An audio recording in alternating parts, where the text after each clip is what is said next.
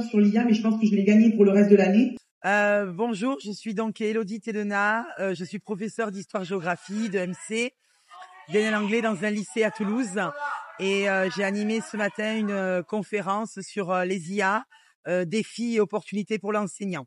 Moi, je me suis mise à travailler avec l'intelligence artificielle parce que tout simplement, mes élèves l'utilisaient sans me le demander.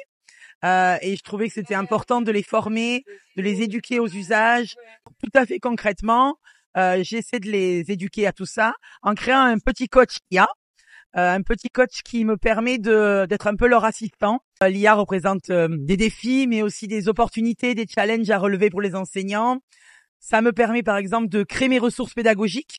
Aujourd'hui, je l'utilise beaucoup comme un assistant pédagogique pour m'aider dans la tâche de conception, ou bien aussi des activités différenciées, par exemple, avec différents niveaux d'apprentissage. Et puis, je peux aussi lui demander de m'aider à repenser mes évaluations pour justement contrer un petit peu la problématique des IA et du plagiat.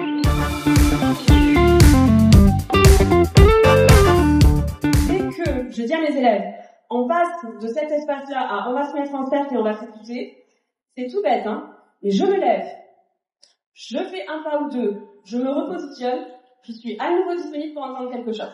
Je suis Amélie Mariota Colombo. Je suis professeure de français. J'enseigne dans un établissement de REP en public, dans un collège, à Ducos-du-Rhône, en Lot-et-Garonne. Et j'ai une classe flexible, j'ai cette chance-là. Alors, le concept de classe flexible, c'est l'idée qu'en fait, le mouvement, l'espace va définir des situations d'apprentissage différentes et engageantes.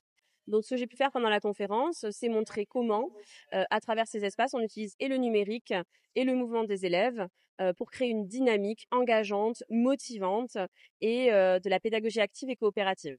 J'utilise l'iPad au quotidien, ne serait-ce que pour vidéo projetée, mais aussi pour créer des carnets interactifs pour mes élèves. Livrer d'accompagnement sur le... Alors voilà à quoi ça ressemble.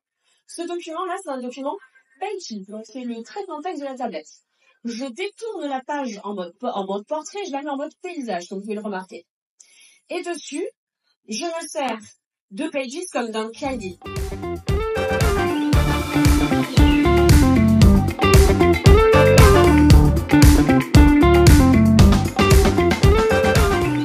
Alors vous voyez représenter ici le pavillon et donc sa partie atelier.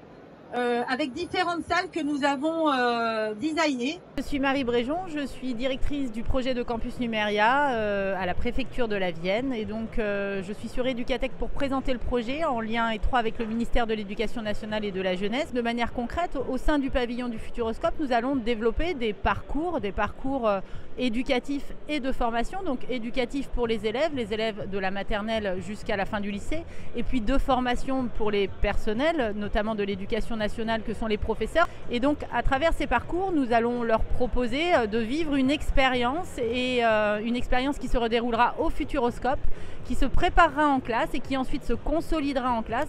Et donc ces parcours porteront sur des thématiques spécifiques liées au numérique et avec des dimensions scientifiques. Concrètement, nous aurons des parcours sur la programmation robotique, sur la découverte des métiers, des parcours aussi de formation professionnelle, un parcours très spécifique sur la donnée, mais aussi sur le bâtiment connecté jusqu'au bâtiment intelligent, là plutôt pour les lycéens. Et finalement, on rejoint là l'ADN initial du parc du Futuroscope et du territoire de la Vienne, qui a vocation, en tout cas c'était le souhait de René Monory quand il a créé le Futuroscope, de promouvoir le progrès, les nouvelles technologies au bénéfice du développement humain.